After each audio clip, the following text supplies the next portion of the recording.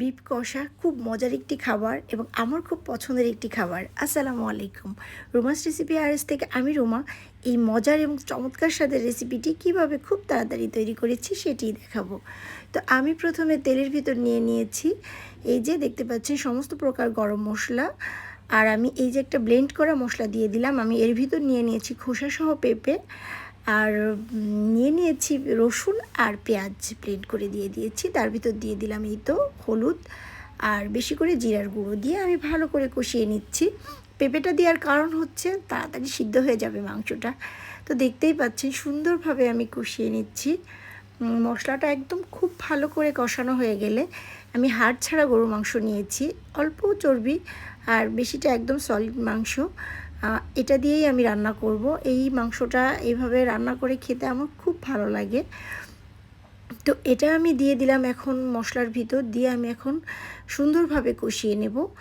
দেখতেই পাচ্ছেন আমি এখন মশলার ভিতর দিয়ে একদম ভালোভাবে নেড়ে চেড়ে এটাকে মশলার সাথে সুন্দরভাবে মিশিয়ে দেব, যাতে করে প্রত্যেকটা মাংসর ভিতর মশলাটা ঢুকে যায়। আর আমি এর ভিতর তেল দিয়ে দিলাম, আর একটু তেল তো আগেও দিয়েছি আর এখন দিলাম। তেলটা একটু বেশি করে দিলে গরুর মাংসটা বরাবরই খুব ভালো লাগে, আমরা এটা সবাই জানি। তো আমি ঢেকে দিলাম বেশ কিছুক্ষণের জন্য, এবং এ পর্যায়ে চুলার আঁচটা কিন্তু একটু কমিয়ে নেব, তা না হলে মশলাটা নিচে লেগে যেতে পারে।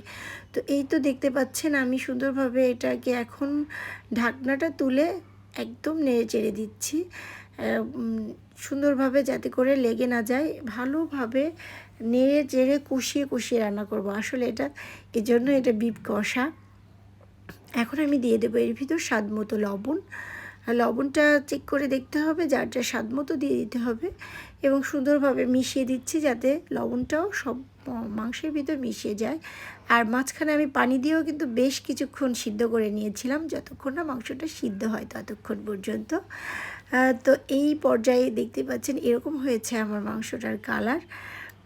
আমি এখন দিয়ে দেব কাঁচামরিচ। কেউ চাইলে কিন্তু লাল মরিচের গুঁড়ো দিতে পারেন, সেক্ষেত্রে কিন্তু কালারটা একদম খুব সুন্দর আসবে, একদম টকটকা একটা কালার আসবে।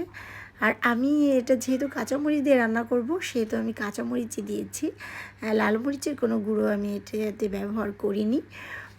তো এটা দিয়ে আমি একদম খুব ভালো করে নেড়ে চেড়ে একদম কষানো, একদম যখনই তেলটা একদম ছেড়ে দেবে তখন আমি এটাকে সুন্দরভাবে নামিয়ে গরম গরম পরিবেশন করব।